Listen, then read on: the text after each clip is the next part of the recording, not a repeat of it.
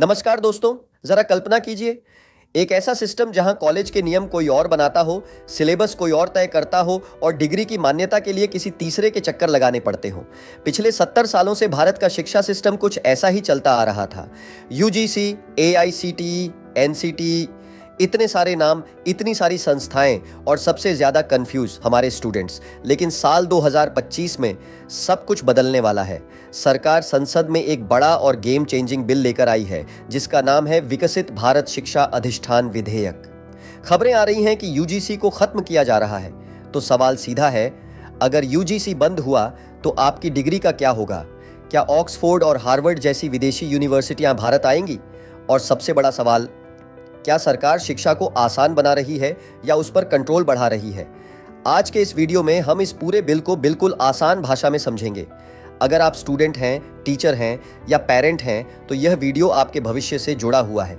ऐसे ही देश से जुड़े सच्चे और गहरे विश्लेषण के लिए Nation of Story by RV को अभी सब्सक्राइब कर लीजिए। अब सबसे पहले समझते हैं कि बदलाव की जरूरत क्यों पड़ी। साल था 1956। देश आजाद हुए ज्यादा समय नहीं हुआ था। उसी समय बनी थी यूजीसी यानी यूनिवर्सिटी ग्रांट्स कमीशन। इसका काम था यूनिवर्सिटियों को पैसा देना और पढ़ाई का स्तर बनाए रखना। लेकिन समय के साथ पढ़ाई बदलती गई। इंजीनियरिंग आई तो एआईसीटीई बना, टीचर ट्रेनिंग के लिए एनसीटीई आ गया, फार्मेसी के लिए अलग, आर्किटेक्चर के लिए अलग। अब इसे एक उदाहरण से समझिए। मान लीजिए आपको घर बनाना है। नक्शे की परमिशन एक दफ्तर से, बिजली की दूसरे से, पानी की तीसरे से और एनओसी किसी चौथे से। आप परेशान हो जाएंगे ना? बस यही हाल हमारे कॉलेजों का था। एक नया कोर्स शुरू करने के लिए 10-10 जगह से परमिशन लेनी पड़ती थी। इसी सिस्टम को कहा गया इंस्पेक्टर राज। इसी वजह से सिलेबस बदलने में सालों लग जाते थे, नए कोर्स आने में देरी होती थी और विदेशी यूनिवर्सिटियां भारत नहीं आती थीं। इसीलिए 2020 में नई शिक्षा नीति लाई गई और तय हुआ कि अब अलग अलग संस्थाओं को मिलाकर एक सिंगल सिस्टम बनाया जाएगा। यहीं से जन्म हुआ विकसित भारत शिक्षा अधिष्ठान का। अब समझते हैं कि नया बिल कहता क्या है। इस बिल के तहत यूजीसी, एआईसीटीई और एनसीटीई, इन तीनों को मिलाकर एक सिंगल रेगुलेटर बनाया जाएगा। ध्यान दीजिए, मेडिकल और लॉ की पढ़ाई इस बिल से बाहर रहेगी। उनके लिए अलग संस्थाएं ही रहेंगी। अब यह नई संस्था अकेले काम नहीं करेगी। इसके तहत 3 अलग अलग काउंसिल होंगी। पहली, रेगुलेटरी काउंसिल। यह तय करेगी कि कॉलेज कैसे चलेंगे और उनके लिए नियम वट क्या होंगे। दूसरी, एक्रेडिटेशन काउंसिल। ये कॉलेजों को रेटिंग देगी। जितनी अच्छी रेटिंग उतनी ज्यादा डिग्री की वैल्यू। तीसरी, जनरल एजुकेशन काउंसिल। यह तय करेगी कि एक ग्रेजुएट स्टूडेंट में कौन कौन सी स्किल होनी चाहिए।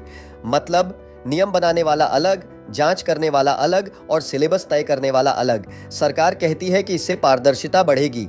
अब आते हैं इस बिल के सबसे बड़े विवाद पर, पैसा। यूजीसी का मतलब सिर्फ नियम बनाना नहीं था। यूजीसी का मतलब था ग्रांट, यानी कॉलेजों को सीधा फंड। लेकिन नए बिल में यह ताकत हटा दी गई है। अब कॉलेजों को पैसा सीधे शिक्षा मंत्रालय से मिलेगा। यहीं पर सबसे ज्यादा विरोध हो रहा है। आलोचकों का कहना है कि अगर फंडिंग सीधे सरकार के हाथ में होगी तो कॉलेजों की आजादी खत्म हो सकती है। डर यह है कि राजनीति शिक्षा में घुस सकती है। शिक्षा विशेषज्ञ कहते हैं कि रेगुलेटर और फंड देने वाला अलग होना चाहिए, लेकिन फंडिंग राजनीति से दूर रहनी चाहिए। आपका क्या मानना है? कमेंट में जरूर बताइए। Nation of Story by RV आपकी आवाज को मंच देता है। अब बात करते हैं आप पर, यानी स्टूडेंट्स पर इसका असर। पहला असर, विदेशी यूनिवर्सिटियां। ऑक्सफोर्ड, येल, स्टैनफोर्ड जैसी यूनिवर्सिटियां भारत में अपने कैंपस खोल सकती हैं। फायदा, भारत में रहकर दुनिया स्तर की पढ़ाई। नुकसान, फीस बहुत ज्यादा हो सकती है। दूसरा असर, डिग्री के साथ स्किल। अब सिर्फ रट्टा नहीं बल्कि स्किल बेस्ड एजुकेशन, इंटर्नशिप और ट्रेनिंग डिग्री का हिस्सा बनेंगी। तीसरा असर, फ्लेक्सिबिलिटी। आप डिग्री बीच में छोड़ सकते हैं और बाद में वापस पूरी कर सकते हैं। अगर आप अभी कॉलेज में हैं तो घबराने की जरूरत नहीं है। आपकी मौजूदा डिग्री पूरी तरह सुरक्षित है। अब आखिर में निष्कर्ष, विकसित भारत शिक्षा अधिष्ठान विधेयक एक दोधारी तलवार है।